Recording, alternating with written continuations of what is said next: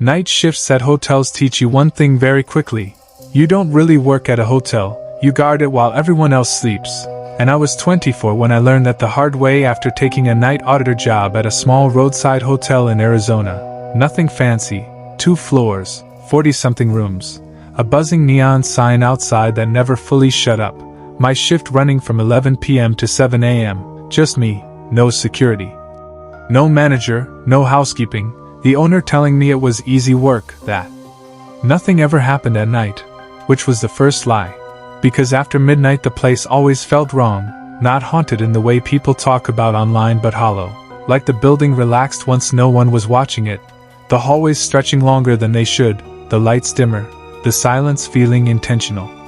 And by around 2 a.m. the last guest usually checked in, and after that it was just me and the hum of vending machines until the phone rang at exactly 3:07 a.m., a time I remember because I checked the clock twice. The call coming from an internal line, room 307, and when I answered professionally there was slow, controlled breathing on the other end, close enough to feel personal. And when a man whispered that someone was in his room my stomach tightened because the system showed 307 as vacant, no guest, no key, no payment. And when I told him that the voice laughed softly, and said that's what he said too before hanging up, and I tried to convince myself it was a prank until the phone rang again from 307 and the voice calmly asked why I was watching him, my eyes drifting to the CCTV monitors behind the desk, my hands shaking as I said I wasn't watching anyone, only for him to reply that I'd been watching all night.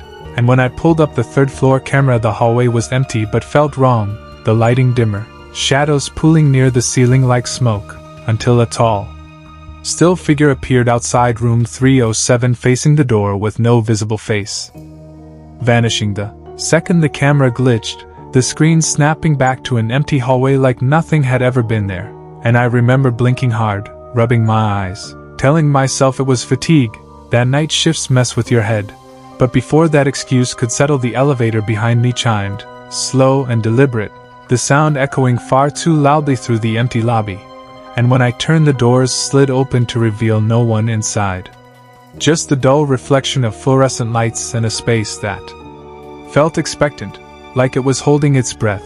And the doors stayed open longer than they should have, waiting, until my phone rang again from room 307, and this time before I could even answer the front desk printer word to life, spitting out a key card on its own, room 307 active, clean black letters staring back at me like an accusation.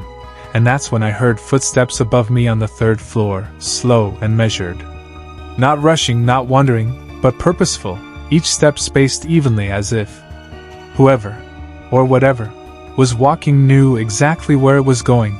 And when I answered the phone without thinking, the voice told me I shouldn't have made a key, and when I whispered that I didn't, it replied calmly that it knew, that I'd just let him in. And something about that phrasing lodged deep in my chest, because it sounded less like blame and more like a statement of fact. And even though every instinct screamed at me not to go upstairs, policy and fear tangled together and pushed me toward the stairwell, my flashlight shaking in my hand as I climbed, each step feeling heavier than the last, the 3rd floor hallway greeting me with a damp, stagnant smell like old water trapped behind walls, the lights flickering as I stepped out and revealing room 307 at the far end with its door cracked open just enough for darkness to spill into the hall. And when I called out as hotel staff, my voice sounded thin and distant even to my own ears, something inside the room shifting again, closer this time, not toward me but sideways, like it was making space for someone else. And that was when I realized the room didn't feel occupied the way a hotel room should. It felt shared, layered, like more than one moment was happening in there at the same time. And the whisper that followed wasn't directed at me anymore, it sounded distracted, almost annoyed. As if my presence had interrupted a conversation that had been going on long before I arrived.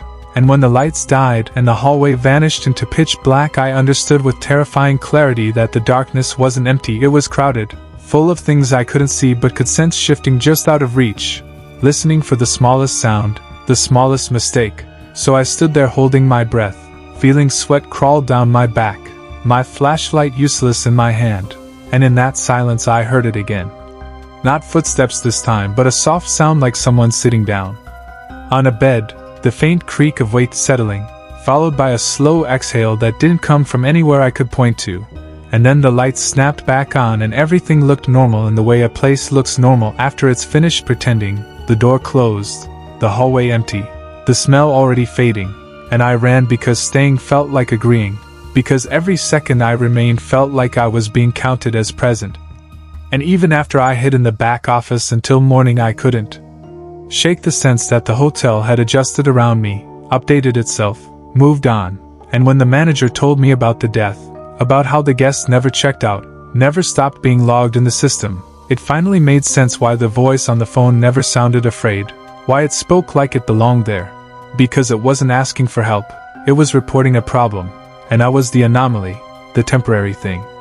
The one that didn't belong on the third floor at 3:07 a.m., and even now, that time feels heavier than the rest of the night, like the air itself thickens when the clock hits it, because that's when my phone sometimes lights up for no reason, no caller ID, no missed call afterward, just a brief vibration that feels deliberate, like a check-in rather than a mistake, and I'll lie there staring at the ceiling, heart racing, convincing myself it's coincidence, that time has no memory, that buildings don't keep habits.